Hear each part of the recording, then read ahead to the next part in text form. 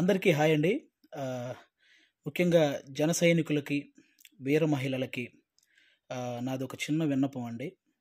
నేను ప్రొఫెషనల్‌గా కమెడియన్ అయ్యుండొచ్చు గానీ, పర్సనల్‌గా 80% మార్కులతో బీటెక్ కంప్లీట్ చేసి, ఈ సమాజం మీద, రాజకీయాల మీద, అలాగే వ్యక్తుల మీద, విలువల మీద, అన్నిటి మీద అవగాహన కలిగిన ఒక వ్యక్తిని నేను కూడా. ఆంధ్రప్రదేశ్‌లో ఓటు హక్కు ఉంది కాబట్టి జరుగుతున్న విషయాల మీద మాట్లాడే హక్కు నాకు కూడా ఉందని నేను మాట్లాడుతున్నాను. అంటే జనసేనకి 24 సీట్లు అని అనౌన్స్ చేయగానే చాలామంది పవన్ కళ్యాణ్ గారిని తిడుతున్నారు. కొంతమంది అలుగుతున్నారు. కొంతమంది అసంతృప్తి చెందుతున్నారు. ఇంకొంతమంది అయితే మోసిన జెండానే కిందేసి కాలుస్తున్నారు. ఇంకొంతమంది అయితే వేసిన స్టిక్కర్స్‌ను లాగేసి పీకేస్తున్నారు. ఇవన్నీ చూసి నిజంగా మనసుకి చాలా చాలా చాలా బాధనిపించింది. ఒక్కసారి ఆవేశంతో కాకుండా మీ ఆత్మసాక్షిగా ఆలోచించి చెప్పండి. తను నమ్ముకున్న ప్రజలను కానీ, తనతో నడుస్తున్న నాయకులను కానీ మోసం చేసే వ్యక్తిత్వం పవన్ కళ్యాణ్ గారికి ఉంటుందా అండి? పెట్టిన పార్టీకి సపోర్ట్ చేసే మనమే ఇంత ఆలోచిస్తే, ఒక పార్టీ పెట్టిన వ్యక్తి ఇంకెంత ఆలోచించుంటాడు? ఒక డెసిషన్ తీసుకోవడానికి తనలో తాను ఎంత మదనపడి ఉంటాడు? ఇది ఒక్కసారి ఆలోచించాలని మనస్ఫూర్తిగా కోరుకుంటున్నాను. 10 సంవత్సరాలుగా ఎటువంటి అవినీతి చేయకుండా తన సొంత కష్టార్జితంతో పార్టీని నడుపుతున్న గొప్ప నాయకుడు పవన్ కళ్యాణ్ గారు.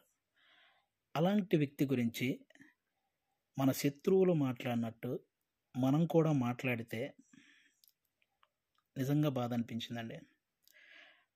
అంటే 24 సీట్లు ఏంటి, అదేంటి, ఇదేంటి అని 2019లో కనీసం ఆయన్ను కూడా గెలిపించుకోలేని మనం అదేంటి, ఇదేంటి అని అడిగే హక్కు నిజంగా మనకు ఉందంటారా? అరే, చిన్న పరీక్ష ఫెయిల్ అయితేనే ఇంట్లో నుంచి ఒక 10 రోజులు బయటికి రాము.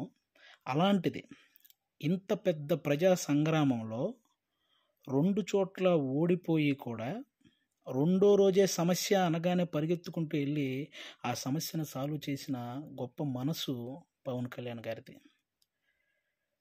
తన పిల్లల కోసం బ్యాంకులో దాచిన డబ్బును కూడా తీసి కౌలు రైతుల కష్టాలు తీర్చిన పవన్ కళ్యాణ్ గారి గురించా మనం ఇలాంటివన్నీ మాట్లాడేది?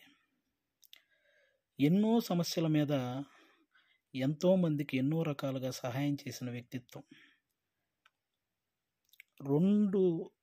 రోజుకు 2 కోట్లు తీసుకునే ఒక స్టార్ హీరో సంపాదించిందంతా సహాయ కార్యక్రమాలకే పెట్టేసి ఆల్మోస్ట్ అప్పు చేసి మరీ ఒక పార్టీని నడుపుతున్నాడని మీలో ఎంతమందికి తెలుసు? అలాంటి పవన్ కళ్యాణ్ గారి గురించి మనం ఎలా పడితే అలా మాట్లాడేస్తున్నాం. దేశంలో ఇన్ని రాజకీయ పార్టీలు ఉన్నాయి, ఇంతమంది రాజకీయ నాయకులు ఉన్నారు. ఎవరైనా సరే మేము అధికారంలోకి వస్తే అది చేస్తాం, ఇది చేస్తాం అనేవాళ్ళే కానీ ప్రతిపక్షంలో ఉండగా ఏనాడైనా వాళ్ళ జేబులో నుంచి ₹1 తీసి ఎవరికైనా సహాయం చేశారా? అలా సహాయం చేసిన ఏకైక రాజకీయ నాయకుడు పవన్ కళ్యాణ్ గారు. అలాంటి వ్యక్తిని పట్టుకొని మనం కులాన్ని తాకట్టు పెట్టాడు, పార్టీని తాకట్టు పెట్టాడు, ప్యాకేజ్ తీసుకున్నాడు అని చాలా ఈజీగా అనేస్తున్నాం. అమ్మలాంటి కులాన్ని, పార్టీని తాకట్టు పెట్టే వ్యక్తే పవన్ కళ్యాణ్ గారు. డబ్బుకు అమ్ముడుపోతాడా? ప్రతిపక్షంలో ఉన్న టీడీపీ కంటే అధికార పక్షంలో ఉన్న వైసీపీ దగ్గరే ఎక్కువ డబ్బు ఉంటుంది కదా. మరి అమ్ముడుపోయే వ్యక్తి అయితే వాళ్ళే కొనుక్కోవచ్చు కదా. ఎందుకండి ఈ మాటలు? పవన్ కళ్యాణ్ గారు ప్రజలు పంచే ప్రేమకు బానిస కానీ నాయకులు పంచే డబ్బుకి ఎప్పటికీ బానిస కాడు, అవ్వడు. అభిమానించటం అంటే మనకు అనుకూలంగా ఉన్నప్పుడు జై కొట్టడం, అనుకూలంగా లేనప్పుడు బాయ్ చెప్పడం కాదండి. ఒక నాయకుడు ఎలాంటి డెసిషన్ తీసుకున్నా దానికి కట్టుబడి ఉండటాన్నే అభిమానించటం అంటారు. అదే నిజమైన అభిమానం అంటారు. అలా ఉండగలగాలి. ఎవరో రెచ్చగొట్టే మాటలు మన మీద కావాలని చూపించే జాలికి వాటిని చూసి మన నాయకుడిని మనమే ఎప్పుడూ తక్కువ చేసి మాట్లాడకూడదు. అలాగే టీడీపీ కార్యకర్తలకు కూడా నా నుంచి ఒక చిన్న విన్నపం అండి. 2014లో ఒక్క సీటు కూడా ఆశించకుండా పూర్తి మద్దతు చంద్రబాబు నాయుడు గారికి ప్రకటించారు. ఆ త్యాగాన్ని గుర్తించాలని మనస్ఫూర్తిగా కోరుకుంటున్నాను. అలాగే 2023లో 14 సంవత్సరాలు ముఖ్యమంత్రిగా చేసిన ఒక వ్యక్తిని, పేద కుటుంబాల్లో ఎంతోమంది పేద విద్యార్థులు వాళ్ళు ఐటీ జాబ్ చేయొచ్చు, అమెరికాలోకి వెళ్ళి సెటిల్ అవ్వచ్చు అని ఈ ఐటీని తెలుగు రాష్ట్రాల్లో ప్రతి ఒక్కరికి పరిచయం చేసినటువంటి చంద్రబాబు నాయుడు గారు లాంటి వ్యక్తి, ఒక 70 ఏళ్ల పైబడిన వ్యక్తిని జైల్లో పెడితే నిజంగా చాలామందికి బాధ అనిపించింది. అలాగే పవన్ కళ్యాణ్ గారు అక్కడికి వెళ్ళి కలవడం జరిగింది. పొత్తు అనేది పెద్ద సభలు పెట్టి ఆడంబరంగా చేసుకోవచ్చు, కానీ అలాంటి ఆడంబరాలు కోరుకోలేదు. అక్కడ కష్టాన్ని చూశాడు. ఆ జైలు ముందుకొచ్చి అక్కడే పొత్తును ప్రకటించాడు. ప్రకటించిన వెంటనే జన సైనికులందరికీ ఏం చూసించాడో తెలుసా?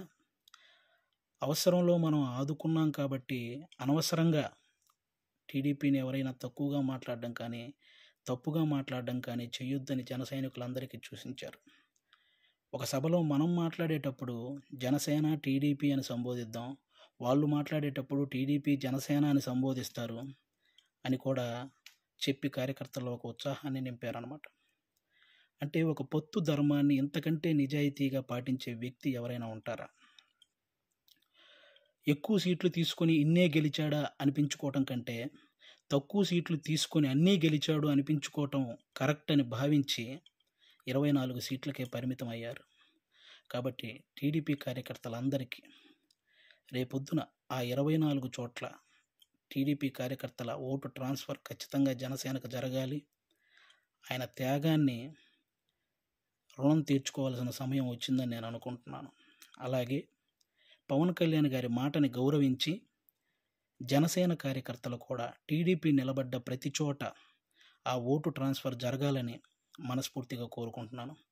చాలామందికి ఈ 24 సీట్లు ఏంటి, అదేంటి అని అసంతృప్తిగా ఉన్న వాళ్ళకి ఒక చిన్న ఎగ్జాంపుల్ చెప్తాను.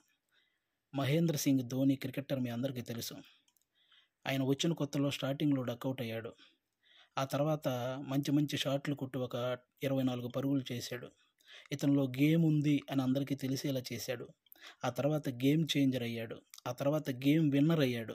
ఫైనల్గా క్రికెట్నే శాసించాడు. మన నాయకుడు కూడా అంతే. స్టార్టింగ్లో 2 చోట్ల ఓడిపోయి ఉండొచ్చు. ఇప్పుడు 24 సీట్లతో అసెంబ్లీలోకి 21 సీట్లతో అసెంబ్లీలోకి వెళ్ళొచ్చు, 3 పార్లమెంట్ సీట్లు గెలవచ్చు. రాజకీయం బాగా తెలిసినవాడు అని అందరూ అనుకోవచ్చు. ముందు ముందు ఆయనే గేమ్ చేంజర్ అవ్వచ్చు, ఆయనే గేమ్ విన్నర్ అవ్వచ్చు. మీరు చూస్తుండగానే ఈ రాజకీయాల్ని శాసించవచ్చు. కాబట్టి ఎప్పుడు ఎవరిని తక్కువగా, అంత ఈజీగా ఒక పార్టీ నడిపే అధ్యక్షుడు ఎంత ఆలోచించుంటే ఇవన్నీ చేస్తుంటాడని గుర్తుపెట్టుకొని మాట్లాడాలని మనస్ఫూర్తిగా కోరుకుంటున్నాను.